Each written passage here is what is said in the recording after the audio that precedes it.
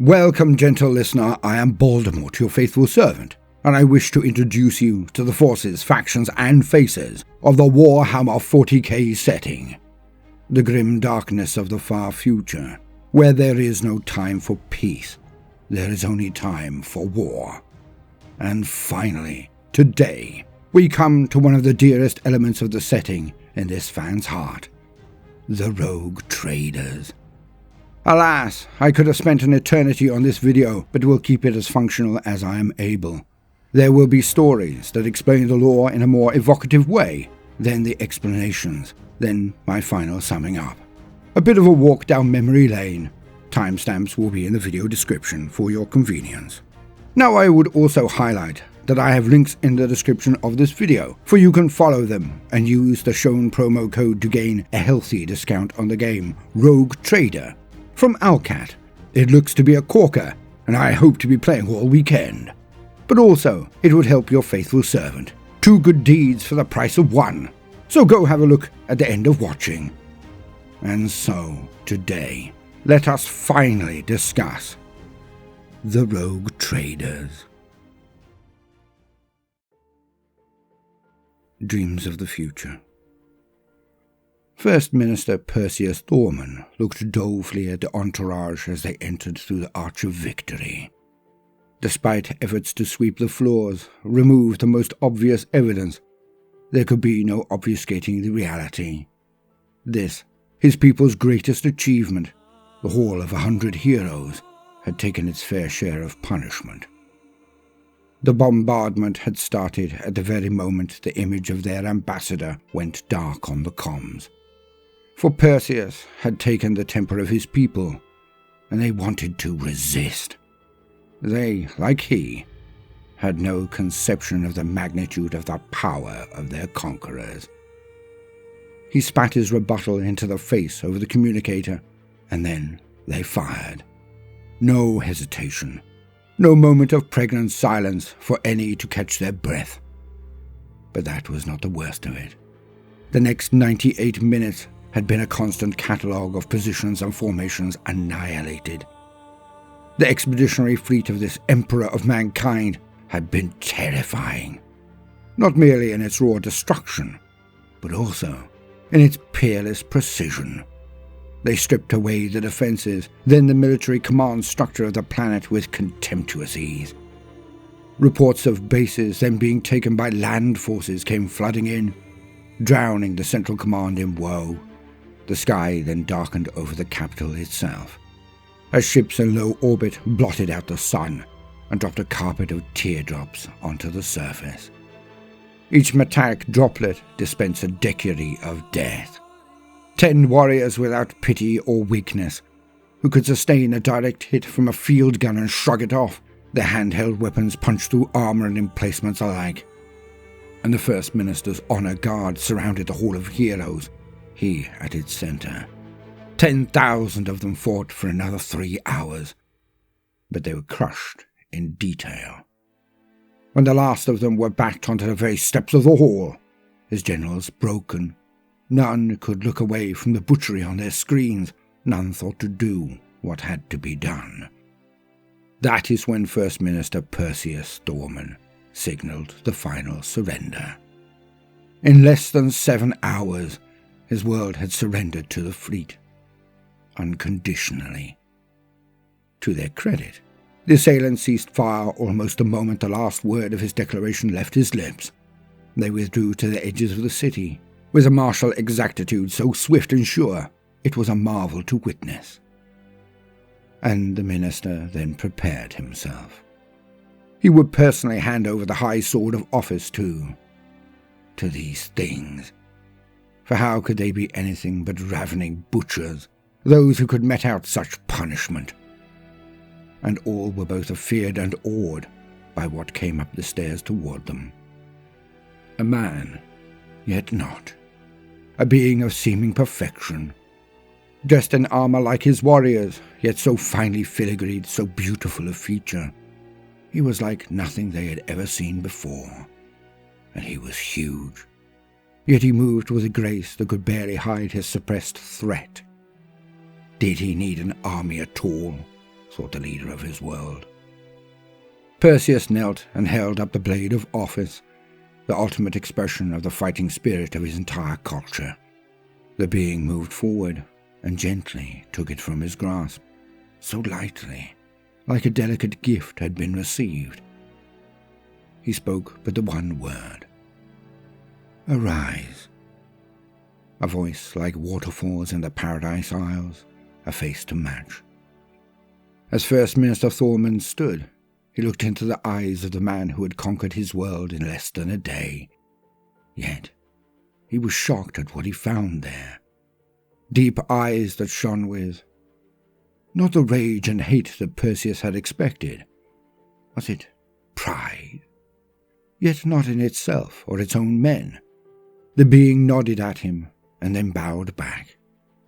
So tall, its head came down close enough to the minister that it was able to whisper, "Do not be afraid. I come not to hack, but to heal." It then straightened, but as it did, it rose the hand of the minister, and together they stood with their hands raised together in victory. The being then turned and projected towards the remaining leadership of the newly conquered world. "I am Primarch Fulgrim. I lead the armies and fleets on and above your world. I come from my father, the Emperor. We come from the greater human race. You have fought like true sons and daughters of humanity. You did not cower. You tested your strength to our conviction. Yet now, the price has been paid. You have learnt that you cannot continue alone. This is a moment to rejoice over. We welcome you back into the fold, and yours will be a bright and beautiful future. We bring you into the bosom of our entire race. We welcome you into the Imperium of mankind." An hour or more passed as we all stood and signed documents with great pomp and pageantry. Then we both climbed to the office of the First Minister, this Primarch Fulgrim and I, and we were alone at last. He strode to the desk, turned to sit upon it so he could look at me, respectful while being dominant. The throne would have buckled under his size. I stood before the seat of the supplicant. "Before you are seated, your artificers are skilled, this room sculpted to perfection. So, tell me where you have some of your finest liquor hidden, eh?" His eyes shone and his eyebrows bounced. I could not help myself but chuckle as I pointed at a part of the wall. He smoothly glid toward it and pressed his palm calmly on the wall, releasing the latch. Before I knew it, my hand was filled with a beaker, and that filled with a potent wine. He raised his own filled beaker and winked. "A nasty business is war. I bet we both need this." He drank, and I followed suit. This being had just orchestrated the slaughter of thousands of my people. He was intimidating in every possible way. Size, intellect, poise, power. Yet, I was already warming to him. He disarmed me so adroitly. I marveled at his statescraft as we spoke on. "Let us cut to the nub, shall we?" he said. I took a deep breath, and the wine helps me speak plainly. "I would appreciate that. Don't coat it in honey. What happens now? Heads on pikes, pikes on walls? Me, I know, but how many more?"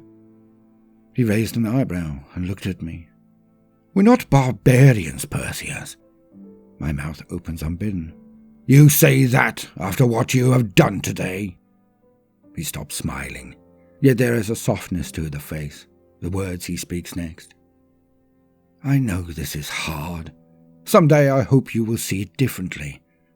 As my brother always says, the most kind war is cruel. We strike with overwhelming ferocity, aye, but we do so to shorten the wars we wage. Had we fought slowly, and by what you might consider honourably, then the carnage would have been thricefold or more. we had to disavow your people of the thought that they could resist us. You know that they would have fought to the last man and woman if you had not seen the truth so swiftly. Imagine how many millions of your people you have saved by surrendering. For every one of your brave people who was slain, 99 can stand proud of their memory. And what now? Your people will be exposed to all of the wonders of the Imperium. We are hundreds or even thousands of years ahead of you in technology, medicine, economics, art. We will raise them up. The cost? Their freedom, I barked. Their compliance, for a time. While we still need to wage wars to conquer the galaxy, there will be sacrifices, of course. Every human everywhere must do their part for the Great Crusade. But when it is over, we will create a paradise of this world, as with all worlds. The claim of every despot who has ever lived. He does not snarl. He even laughs. Touché, my future friend. But this time, this time, it is true. Your people will be treated with dignity and respect. They must work, but they will do so for not only our benefit, but their own also. We build a brighter future for all of humanity, and I am impressed. Many ask about their own future, not that of their people. I did not think I would have one. You have options. How I spend my last moments. At this he snorts derisively, yet not derogatorily, as he fills my beaker to the brim again. Of course not. Your men fought well. Your people will be a credit to the race, but you also deployed them well. You were bold enough to fight, but wise enough to know when you were outmatched. And you did not put your own interests above theirs. You showed the right steel. In my father's realm, incisive, honorable leaders are always in demand. But not here. Oh, you are clever. Now I know we will be friends. Just so. Such a man as you could provide an issue if your loyalty was ever tested. So remove the man from the temptation. Again, just so. Yet, when one looks not down at the refuse of our tussle, but up into the stars, the potentials, the challenge, the adventure, you are very young to lead a planet. Surely, there is room for more for you. He looks deep into my soul. It's like speaking with a terrifying version of myself. And it is meant to be thus. If this is the Emperor's diplomat, my gods. I would be a liar if I did not look on post office years as, well, a bit barren, perhaps. Then let us drain these drinks, and I shall save you from a future of public speaking and perfect shrubberies. Say on, Fulgrim. Say on. We are moving out into the universe like an explosion of light. Our fleets go out in every direction, yet it is all unknown. We redraw the maps with every moment. What lays beyond our terrain is still a mystery to us. You need trailblazers, forerunners, says I, barely able to contain my excitement. You'll get ships, men, support, and the rarest thing in the universe. I raise my eyebrow. A writ signed by the Emperor of Mankind himself. A warrant of trade. Because you, Perseus Dorman, have just about the right stuff to be a rogue trader.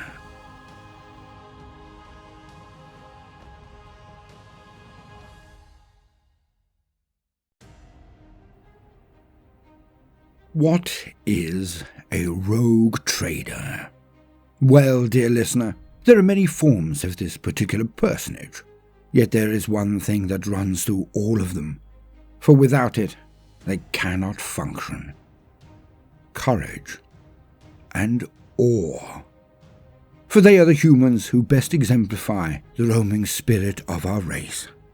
The Great Crusade was the full-on assault of the galaxy by an enraged and brutalized people, humanity. For when the enlightened and advanced golden age of technology ended, old night began. A period of thousands of years where humanity was hounded, hunted, enslaved, and exterminated. And we woke from that age angry. Led by a golden super being called the Emperor of Mankind, the Great Crusade was thrown into the darkness of the void. Bursting from holy terror, what we call Earth, the fleets carried millions of men and women, tanks, trucks and turrets, enough to wage war in any environment. And they had the ultimate weapons in their legions, the post-human Astartes, the Space Marines. Yet things were not as they are now, for the old maps were corrupted, inaccurate, or simply out of date. So these massive congregations of martial power, designed to not only conquer, but also to hold, fortify and develop, the Crusade fleets would cleave through the stars. The goal was not just of vengeance, to slay the enemies of mankind, but one of total domination. Every star, every system, every planet was to be brought under the banner of the Imperium. Alien races, known as Xenos, would be controlled and quarantined, or eradicated, most often the latter. Yet, the Crusade fleets needed their scouts, those bold enough to rawhide into the unknown realms in the darkness of space. These men and women were the vanguard of the Crusade. They boldly went where no man had gone before. Theirs was the right to go against the grain, to act independently, and delve into the great unknown. And when a world was taken, its leadership, if able enough to serve this role, would be sent out. Given a warrant of trade, an heirloom and title for their ancestors if they survived the trials, the Imperium was different then. Still a demi-feudal organization, yet looking forward, not back. They literally reached for the stars, and they took them. For the rogue traders had the mandate and latitude to investigate, attack, colonize, or open diplomacy and trade with any in their path. So long as they remembered their goals, to support humanity, they were given more freedom than any human alive. They would be out there beyond the bounds of the Imperium, before the expeditionary fleets, forging pathways that would lead to victory time and again. The Crusade was only a few hundred years in the fulfilling. They nearly did it. They nearly took the entire galaxy. They would have managed it all, had it not been for the treason of Horus. And much of this was due to the courage and craft of these elite explorers, traders and warriors. They were the best of the best, not of one faction or function, but the entire race. This was, inarguably, the rogue traders' heyday. Yet this was how they were during the Crusade. As time went on, as the universe was conquered, the rogue traders who prospered became less explorers, adventurers, and swashbucklers. They became entrenched in their wealth and power, until they formed semi-autonomous forces large enough to threaten local powers. The dynasties of the rogue trader families were secure in their mythic warrant of trade, signed by the emperor's own hand, or that of a primarch. To these old houses, the concentration of power only grew as the years went by. Like micro-kingdoms amongst the stars, when a leader was about to fall to death or dishonor, the potential inheritors would circle. Duel for a dynasty. I barked the order to my crew. "Forward! Full speed ahead!" "Aye, Lord Thorman," they state in unison as they scurry into action. I run my ship like I run all my holdings. My word is law. Their duty is enactment. No one thinks to resist my will. My flagship comes out of hiding behind the moon's shadow. We are above our quarry. Ha! Catching them fast. I sit in the throne of command. My seneschal stands at my shoulder. "A tad early, perhaps, my Lord Aaron?" he breathes so none but I can hear. "Not this time, Banshell. You'd have us wait until the opportunity had passed us by. A battle is like a new lover, my friend. One must leap when the time is right, or forever regret the caution. How poetic, my lord. But lest you have forgotten, she is a much larger lady than we are used to, no? Yet, like all, she will swoon when struck with the right words in the right circumstances. Your spy came through. Let's see, shall we? Gunnery, prepare to concentrate all fire on the upper buttresses. Ignore the main body and engines. Aye, sir. If you are wrong, our salvo will do naught but take off statuary and struts, my lord. Indeed, Bancho. But if I am right, I want there to be something left to lead my fleets in the future. If she turns on us fast enough, we're dead. I know as well as you. But then, this is why I am the lord, and you are the seneschal. I thought that was due to the eminence of your birthright, my lord. Poppycock. The blood gets me into the seat, but it's never kept anyone there. That is what the balls are for. I'm sure the dynasty will thank your balls in the future, if you pull this off. That they will, Banchel. That they will. The Mercurial was an Avenger-class Grand Cruiser, an ancient ship of the line. It was lethal in close quarters, able to sustain hits that would obliterate a lesser ship. Captained by the other contender for the throne, Maximilian Thorman. A duel was the only way to prevent a catastrophic war of succession. I had permitted Maximilian to board the Mercurial before I declared my challenge. Not known for his grit or gumption, old Uncle Max would have run for the void if I had taken the Mercurial first.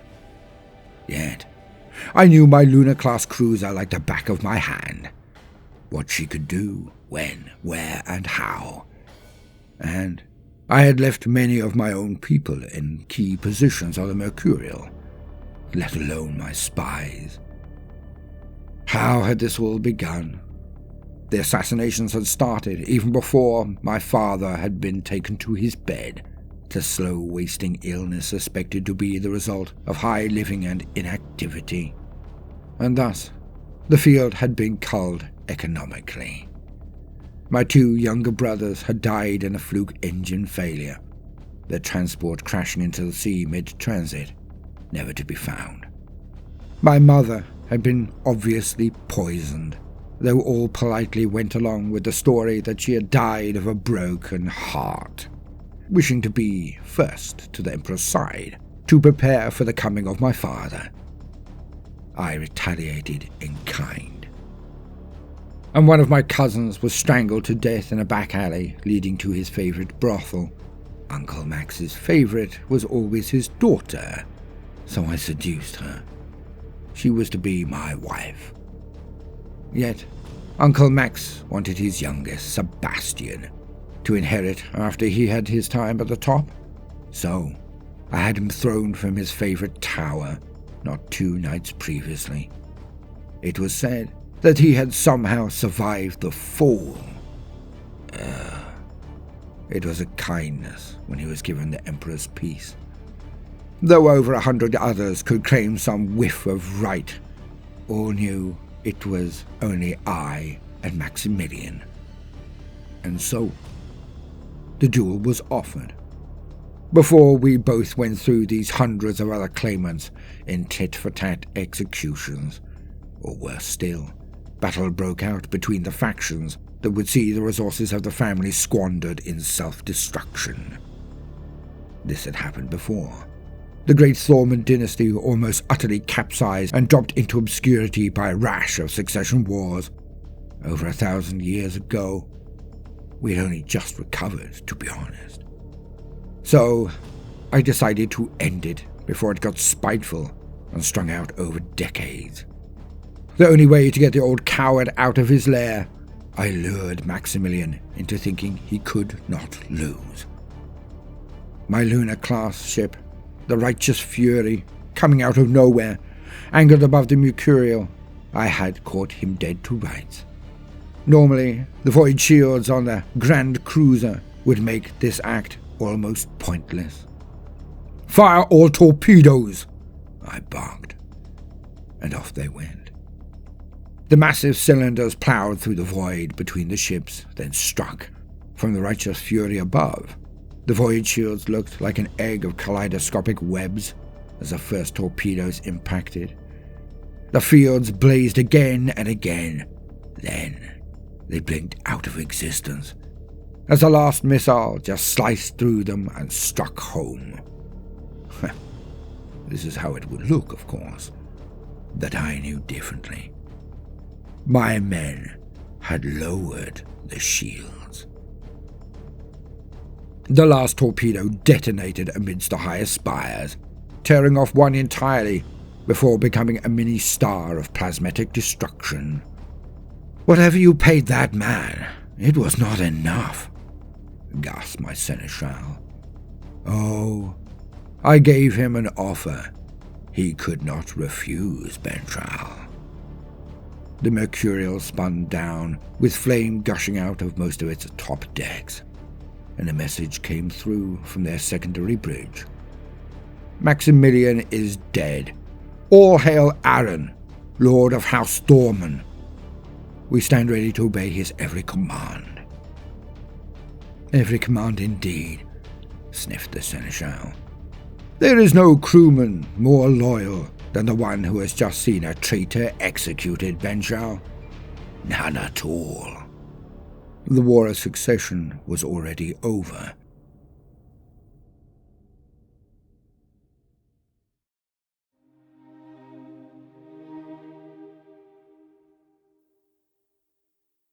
And now I get to what I term as the mid-period rogue traders. For many, whereas I have stated, old and powerful, yet in the ages that passed from the Crusade until the modern era, the practice of granting warrants of trade did not entirely disappear. New writs would be given, but they would not hold the signature of the Emperor or his sons. They would be signed by the High Lords of Terra for the most expansive forms of the warrant, yet there were to be lesser forms issued as well. Signed by local lordlings, they would permit a limited mandate, usually covering a specific sector or even operation. They could still be hereditary, but were far more limited. And in these ages, it was often granted as either the highest accolade to a worthy of the Imperium, or doled out as a consolation prize to those who were too powerful or skilled to slay, but too dangerous to let rise in the ranks of the organizations that they had started in. A local bishop of the ecclesiarchy who eyed the position of those above, the general of the militarum who was simply too popular to return home or be given another sweeping campaign, the admiral who had fought with such zeal and efficacy that he simply had to be lauded and rewarded, but who had too many suspicious goals. In these cases, and 100 others like, the ability to neutralize a political adversary while allowing them to retain face was almost perfect. And this is how many a rogue trader was created. And they changed in that they were not just for the extended missions into the cold void of the space beyond the bounds of the Imperium. Some could be granted rights to trade, that which was necessary, but could never be arranged swiftly by the usual methods. Some were tasked with a war of retribution or sent out to colonize regions that had not been touched by humanity in millennia. The scoundrel demi-pirate, the merchant prince, the explorer, missionary, diplomat, or psychopath were all potentials found in any gathering. For there could be quests to bring the faith out to the stars, and a call for diplomacy to be opened in rare cases with Xenos. For the rogue traders were some of the few who did not adhere to the totality of the rules of the Imperium, much like an inquisitor, but of different type. Thus, they would be the only ones who could fraternize with Xenos without harsh and often fatal repercussions. The more militant traders would be permitted to raise and train troops for their excursions. They were outside of the majority of rules and the power of most rulers, but it would be a fool or an egotist who would threaten or cajole another noble. As outsiders, they could find that the local elites would not honor their warrant if it was signed by anything less than the High Lords. So it was always a roll of the dice, an act of negotiation, for a rogue trader to gain what they required from others? Well, when they did not just hurl their vast wealth at the scenario, but often wealth was simply not enough. Yet, on that subject, affluence, it is also the rogue trader who are the final recipients of some of the most rare artifacts, archaeotech, and weaponry in the galaxy.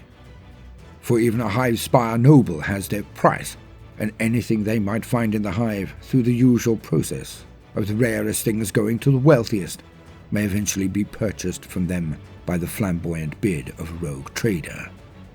They walked the line of being both an annoyance to the concrete and inflexible structures of the administratum and other adepta, while being invaluable in a specific discipline or need that they filled with their warrant of trade. Some state that they form a sanctioned black market in some regions, where that which is required can be gained for a price.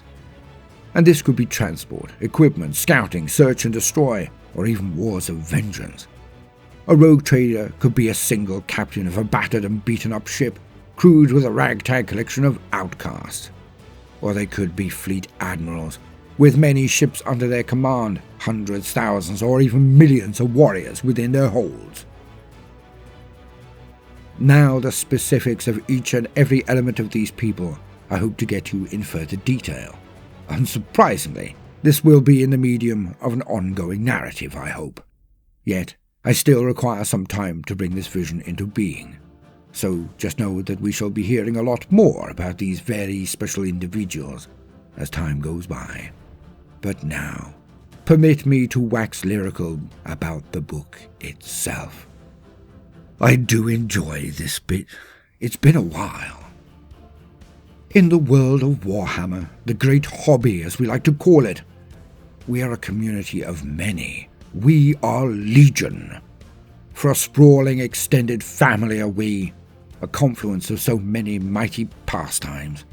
We are gamers, collectors, creators, artists, wordsmiths and technical wizards, tacticians, budding leaders, organizers, dreamers, directors, actors, narrators and animators. The brothers and sisters of pencil, brush or pixel, bringing our dreams and nightmares to life. Those of diorama or dice and tourney accolade, campaign players with narrative nuance, converters and changers who make their new vision so much greater than the sum of its constituent parts. The consumers of the novels, codices and campaign books, voracious are we. And we are near everywhere. In our grand community, there are many phrases, in-jokes, memes, tales, terms and tragedies. Yet to any one of the hundreds of thousands of us hailing from near every corner of the globe, every country, every community, supported by my own demographics no less, there are two words that have a potence beyond all others. To some, they are a mythic thing from the game and settings past, an ascribed awe coming from antiquity. To those longer in the tooth, they are two words that can make the hairs on your arms and neck stand to attention, like someone has reminded you of a moment of wonder, an instant, when their world changed forever. Your eyes dart to and fro, your heart seems to warm just for a moment as all of the weight of the world washes away. The words are simple, but stand for so much. Rogue Trader. In 1987, the book that began it all, the one that warns us of the most barbaric and brutal regime imaginable, the Imperium of Mankind. Where life has no meaning, and certainly no worth, the teeming trillions of humans across the stars no more than statistics to be consumed in the never-ending cost of maintaining the monolith that is the empire of humanity. The suffocating regression of all human institutions and endeavor, the cheapening of human existence and, through that, the very human soul. Where even proposing progress is punishable, and it always just keeps getting worse. It is always winter, and never Christmas, to quote a certain author. A dying king is a rotten carcass on an ancient throne, feeding off his own race to continue to defend them from even worse horror. The rot creeps from his celestial sconces, wrapping its tendrils around everyone and everything, from the skies of holy terror at the center of the web, all the way out to the very edges of the Milky Way galaxy. All was slipping into deeper tyranny, terror, and death. From the highest to the lowest, there is misery, for the nobility who rule sector, star, or planet are tormented by what they know of the universe, what dark and terrible deeds they do to their populace, often only out of fear of that which is even worse than they. For in the grim darkness of the far future, there is no time for peace. There is only time for war. And this is no idle flippancy. For the Orwellian boot does indeed smash down on the human soul again and again. Yet, even amongst this barbary and slavery, the spirit of man can still be seen shining through. The book itself, Rogue Trader, was the ultimate in zeitgeist, reflecting punk subculture at its finest, pilfering from 2000 AD, Star Wars and Trek, Battlestar Galactica, Asimov, Dune, the dystopian film Brazil, Arthurian legend, and almost everything you would see at the time, like the Rippy Fish from DR and Quench, and the Terminators from Nemesis the Warlock. You could battle against ambuls, warp entities, vampires, dinosaurs, and rubber moss. The dark dystopia that was the grim darkness of the far future, it was not formalized, mapped and marked out. There had been no Primarchs, no Horus to unleash his heresy, and the world seemed larger because of it. And prime amongst them, the method by which all of this madness occurred, was the Rogue Trader. They were a fantastic function from an age now gone, when people played Warhammer as a sci-fi adventure, akin to an RPG, but about not a chapter, Legion, War, Craftworld, or Cult, but about you, the player. It was a fantastic vehicle to field whatever you wanted, whenever you wanted. Your host was your own, and could contain Guard, Squats, Eldar Marines, or any other madness you possessed. It was about your story, carving out a pathway across the stars. There are a few ways akin to this. The Sensei, who were descended of the Emperor, again, drawing from whatever list or faction, as long as they fought against evil. Now, I do not think this style better. I adore a good battle more than most, where the numbers equal the game afoot. Yet also, I miss the adventure of it all.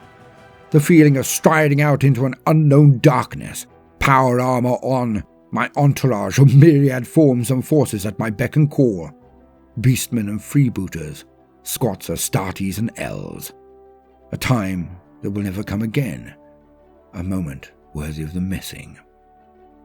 So if you ever get bored one night, go on, treat yourself. Put the army builder apps away. Forget allies, allegiances, or structural charts. Delve into your mind and dig up your deepest desire, your perfect army. Start with your avatar, that model that represents you, the Rogue Trader. Then go out or compute the many units of men in your collections. Pick out only those dearest to your heart. Then build that weirdest of forces that may never be fielded. But then, who knows? You might meet another dreamer on your travels, and they may just agree to play. Just for the fun of it. I have been Baldermort, your faithful servant. Don't worry, there's still another story, so don't click off just yet. Now, if you enjoyed this entry, then please do consider liking and subscribing. And do look in the description to this video for a massive saving on Rogue Trader. And of course, links to our other channel, Living Mythology. Now, no matter what you do today, do try to make some time for fun. Toodaloo.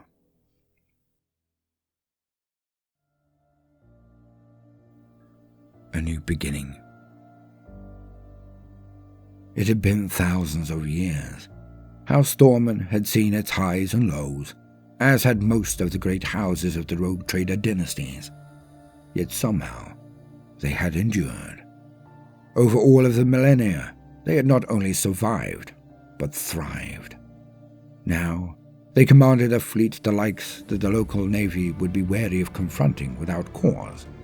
They would, of course, but not without a damn good reason. 2 grand cruisers, a score of cruisers of all tonnages, heavy, standard and light, tens of escorts and transports, merchantmen, even factory and mining ships. A veritable fleet by anyone's standards. Millions of men under arms, warriors every bit as disciplined and drilled as regiments of the Astra Militarum. And in this instance, they were not alone. For the call had come out. A call that only one man could make and be heeded. Over the millennia, these rogue traders had all grown to eclipse the power of any local lordling or governor. But none could deny this call. None. It came from a legend from a mythology as old as the Imperium, a hand that had written half of the warrants of trade that made these forces possible. One who had met with the Emperor himself, one of his own, one of his primarchs. The call went out from the avenging son, Rubute Gilliman, Lord of Ultramar, the Lord Commander of the entire Imperium. And so, the rogue traders gathered over the skies of Ultramar, and they asked themselves the same questions. Would he requisition the lot of them, force them to join his indomitous fleet? Scuttlebutt was as varied as it was spectacular. A new age had dawned. The son of the Emperor had returned, and all knew that the old ways were gone now. He would change everything.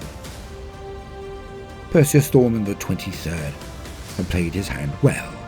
He had had his face altered as a young man, so he was the very image of his ancestor, the very first Perseus. He had emulated his feat in the propaganda at the very least, and he had kept a vice-like grip on his authority.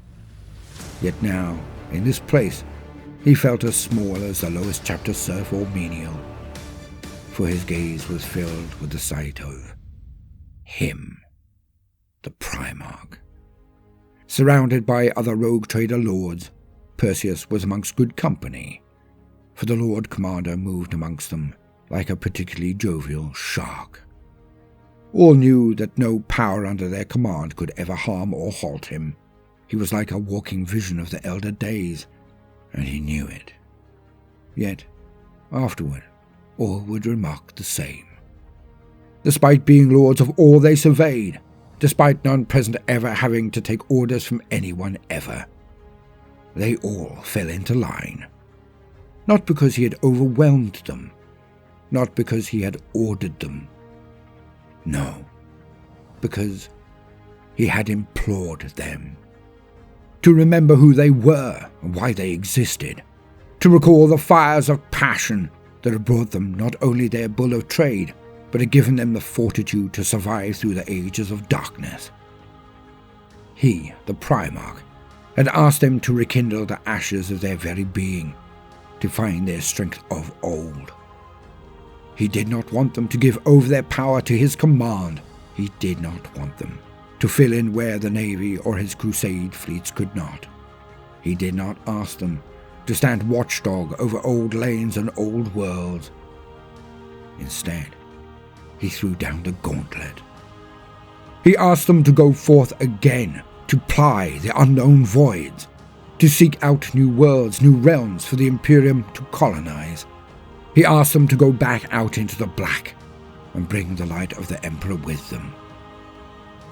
And Perseus was transformed that day. All of the rogue traders were.